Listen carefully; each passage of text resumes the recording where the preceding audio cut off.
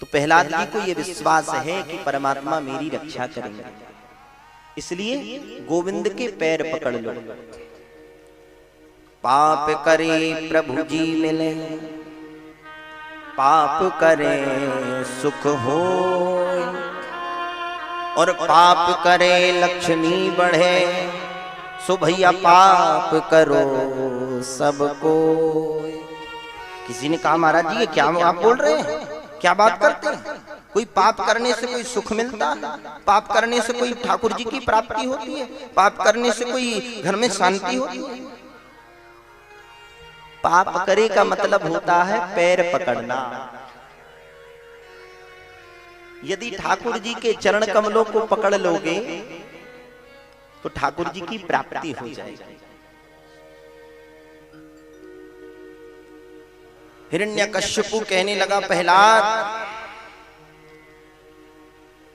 यस्त्वयं मंद भाग्युक्तो मदन्यो जगदीश्वरः, क्वासो यदि सर्वत्र कस्मात् स्तंभेन दृश्यते। आज प्रहलाद जी को पकड़ लिया हिरण्यकश्यपु ने और पूछने लगा, प्रहलाद आज यही बता, तेरे आज परमात्मा को ही मैं देखना चाहता हूं, तेरा परमात्मा कहां रहता है? और भगवान कहां होते हैं? जहां भक्त का विश्वास हो महाराज, वहीं परमात्मा प्रकट हो जाता है। यदि विश्वास नहीं है तो मंदिर में भी वो कहां मिलता है? मंदिर में भी केवल मूर्ति ही दिखाई देती है। और यदि विश्वास है तो इस श्रीमद् भागवत के ग्रंथ में भी ठाकुर जी विराजमान हैं।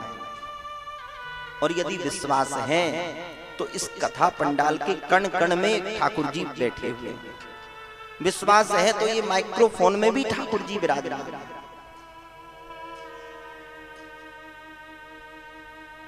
सर्वत्र विद्यमान हरि व्यापक सर्वत्र समाना, हरि व्यापक सर्वत्र समाना, हरि व्यापक सर्वत्र समाना, हरि व्यापक सर्वत्र समाना, प्रेम ते प्रकट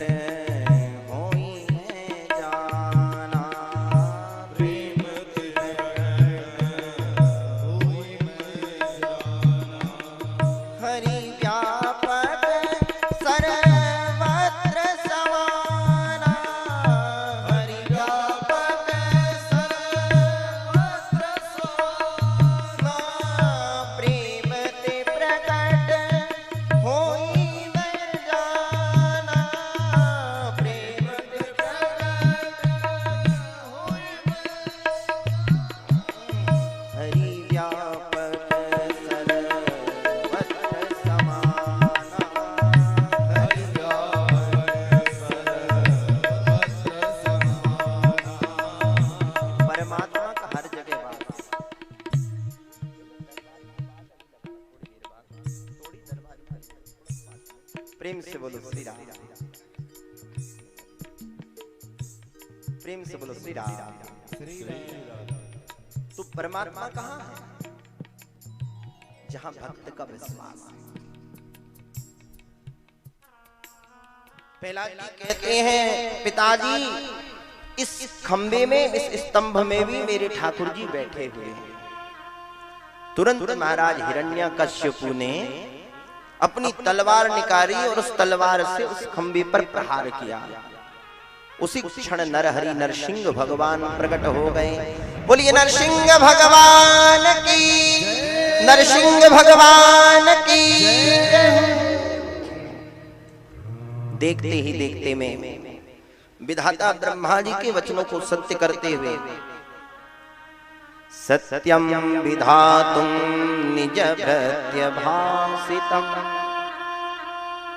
व्याप्तिम च भूते स्वखिलेषु चात्मनः अदृश्यताद्मद्भुत रूपमोद्वहम् स्तंभे सभायां न मृगम न मानुषम। मेरे प्यारे प्रभु, ना मृगम न मानुषम, न सिंह ही हैं न मनुष्य ही हैं। क्या है? नरसिंह हैं। नरसिंह भगवान बन करके प्रकट हो गए।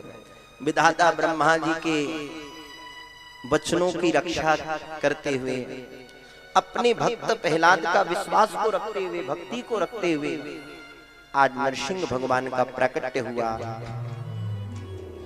नरसिंह भगवान का इतना कोप है महाराज, इतना क्रोध है कि इस कोप को कौन शांत करे। देखते ही देखते में हिरण्यकश्यप को गोदी में बैठाया और उसका उदर चीर करके हिरण्यकश्यप का प्राणांत हो गया।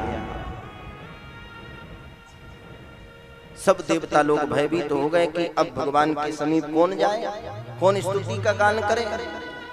बोलते हैं साक्षात श्री प्रेषिता देवै दृष्ट्वा तन्महदद्भुतम् अदृष्टा श्रुतपूर्वात्वात् सानोपेयाय संकिता।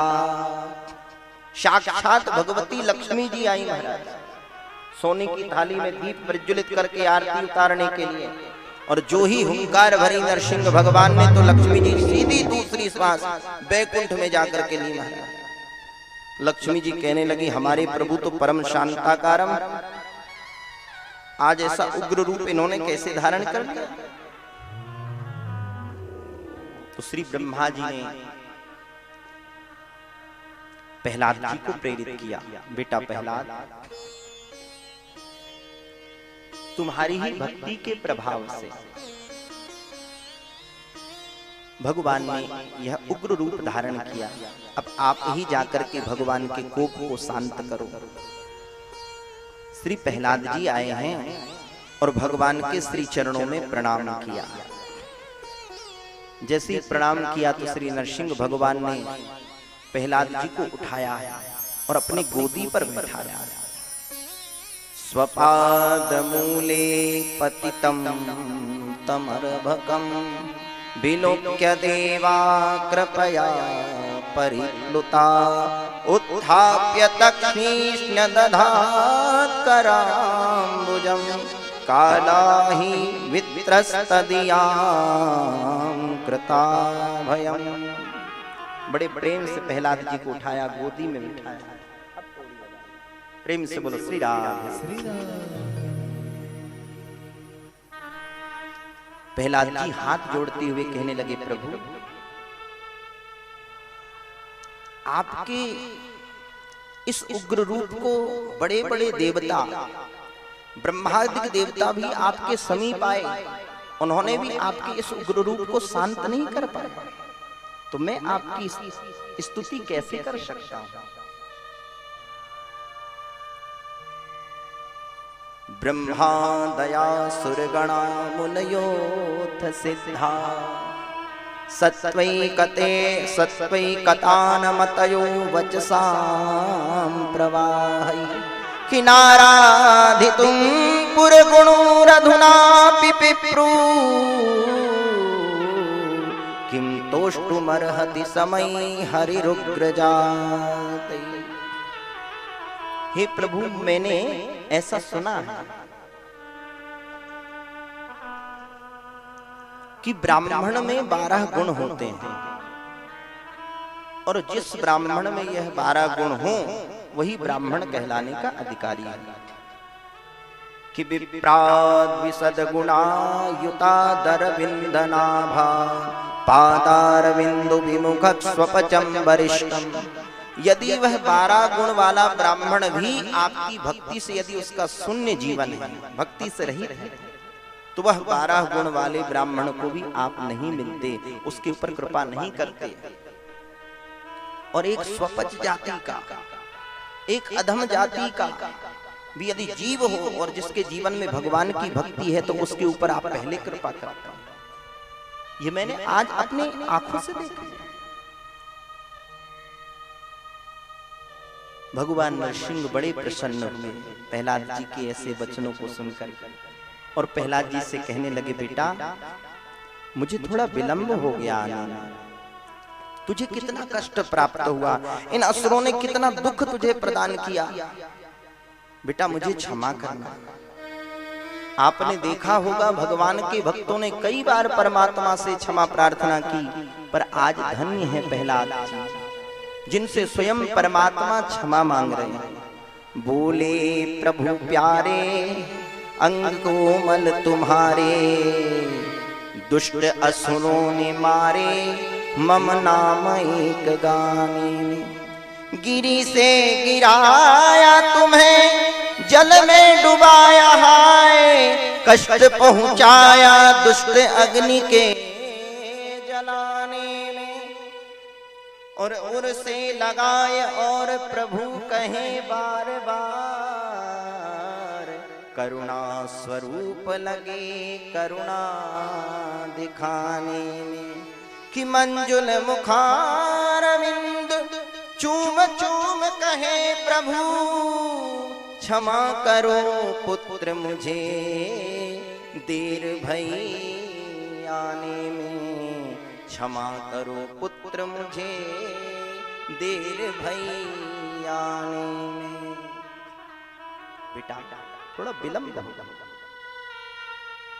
अच्छा पहला